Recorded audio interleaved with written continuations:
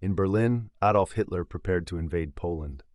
In the West, Britain and France issued warnings, and in Moscow, Joseph Stalin watched and waited. Then came the shock. Nazi Germany and the Soviet Union, bitter ideological enemies, signed a pact of non-aggression that stunned the world. It was known as the Molotov-Ribbentrop Pact, named for Soviet Foreign Minister Vyacheslav Molotov and German diplomat Joachim von Ribbentrop. To many observers, it seemed impossible. Nazism and communism were sworn enemies, each condemning the other as mortal threats. Yet behind the scenes, both dictators saw opportunity. Hitler needed security in the East. If Germany invaded Poland, he wanted to avoid a two-front war. Stalin, meanwhile, distrusted Britain and France, who had hesitated in forming a strong anti-German alliance. The Soviet leader wanted time to rebuild the Red Army after purges had gutted its command structure. The pact, publicly, was simple. Germany and the Soviet Union agreed not to attack each other.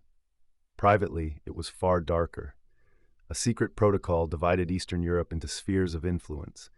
Poland would be carved in two. The Baltic states, Estonia, Latvia, Lithuania, fell into the Soviet sphere. Finland and parts of Romania were also marked for Soviet interest. Europe had been quietly partitioned on paper. Just over a week later, on September 1st, 1939, Germany invaded Poland from the west. On September 17th, the Red Army invaded from the east. Poland collapsed under the combined assault. What followed was brutal occupation, mass arrests, deportations, executions. The pact had not prevented war, it had enabled it. In Western capitals, the agreement was viewed as a betrayal and a warning. It revealed the brutal pragmatism of both regimes. Ideology could be set aside when power and territory were at stake. For nearly 2 years, the uneasy partnership held. Germany and the Soviet Union traded goods, oil, grain, raw materials, fueling the German war machine. Each side watched the other with suspicion. Neither trusted the agreement beyond necessity.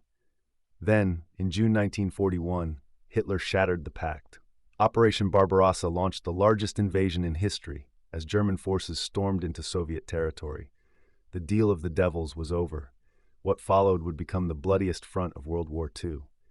In hindsight, the Molotov-Ribbentrop Pact was not an alliance of trust. It was a transaction of fear and calculation. It bought Stalin time. It gave Hitler freedom to strike west without immediate Soviet interference. But it also doomed millions in Eastern Europe to occupation, repression, and death.